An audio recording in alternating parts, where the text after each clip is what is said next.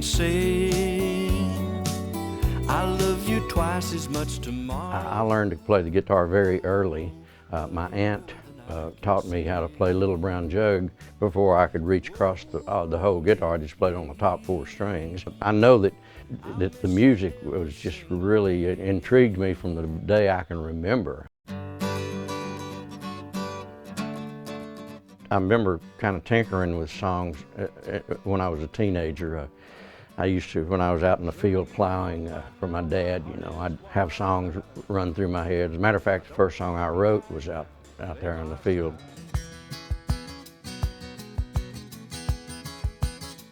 A friend of mine in Meadow moved to Lubbock, and this friend would come back down to Meadow on the weekends and say, "These 2 guys in Lubbock, you need to meet them, man. They're really good." And so one afternoon he took me over to Bob Montgomery's house, and he said, "Oh, we got to go meet Buddy."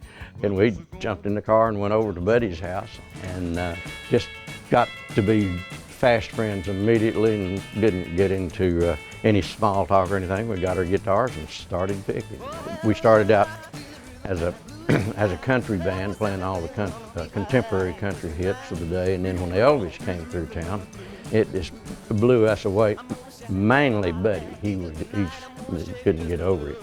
Someday when I'm free from the chains of love. Of all things, Webb Pierce recorded my song of Someday, and it was on the back of Honky Tonk Song, and got pretty high in the country charts. So that was sort of my introduction, and I was still a teenager. So that was just a good fortune, you know. Think about the love that burns within my heart. When the Everly Brothers recorded Walk Right Back, I had no idea that was on the horizon. I was really a struggling artist, and I had gotten drafted. I was in the Army, and I was listening to Radio Luxembourg one day at the camp, or fort, if you will, and I heard it on the radio. So it just blew me away. So. I fought the law and the law won.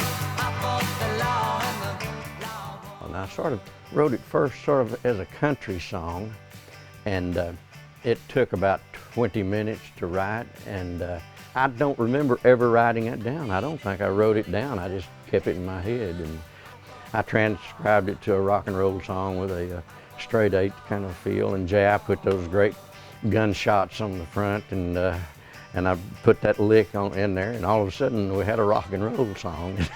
And it was on that album we did In Style with the Crickets. And then about, I think it's 4 or 5 years later, that Bobby Fuller picked it up off of our album, and it was a big hit, and it's been very good to me.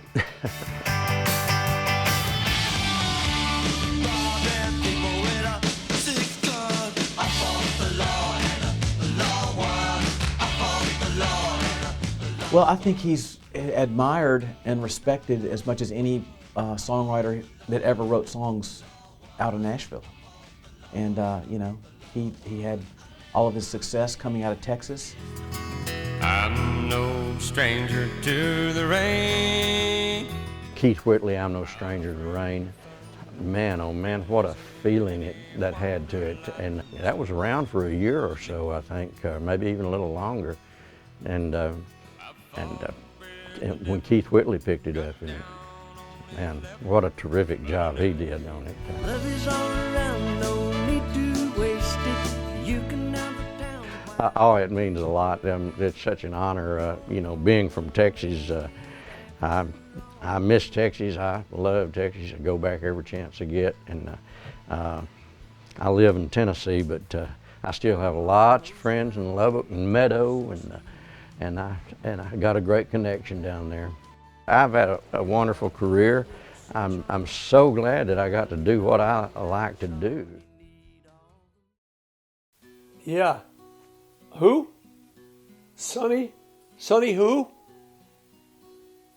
Sonny Curtis. Oh yeah. Sonny, my lovely friend. Hey, listen. Great congratulations getting this award tonight.